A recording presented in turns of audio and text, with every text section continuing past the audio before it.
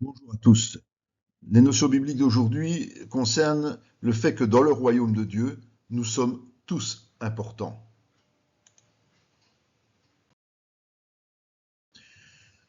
Paul introduit son enseignement sur les dons spirituels. Pourtant, ce n'est pas exactement cela que nous allons étudier dans ce chapitre. En effet, outre les dons, Paul souligne que la différence entre le monde et le chrétien, c'est le Saint-Esprit. Ce dernier nous rend conscients de notre appartenance à Christ et nous empêche de le renier. Alors qu'il y a un seul Esprit Saint, les manifestations qui en émanent sont pléthores et concernent tant les ministères que les autres chrétiens. Chacun bénéficie de l'œuvre de l'Esprit en lui, mais l'objectif final est que cela profite à l'ensemble et non à assouvir les désirs égoïstes de chacun. Le choix de l'appel et de l'équipement ne dépend jamais de nous, mais de Dieu. Ne jalousons donc pas ce que les autres reçoivent, mais réjouissons-nous de ce qui nous est attribué. Christ est un corps qui contient de très nombreux membres. Il faut donc une certaine cohérence pour que cela fonctionne correctement.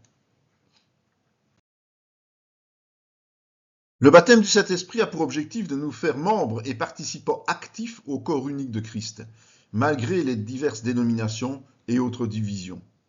Cela n'empêche pas d'être quelque peu différents les uns des autres, mais nous devons veiller à nous trouver là où Dieu le veut et remplir le rôle qu'il nous a dévolu.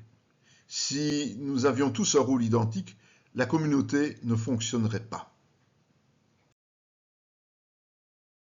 Ce concept d'un seul corps, Christ, se comprend mieux au regard de l'unicité comme norme des choses de Dieu.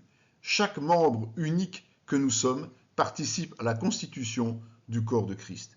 C'est pour cette raison que nous sommes gracieusement équipés différemment les uns des autres selon le choix de Christ.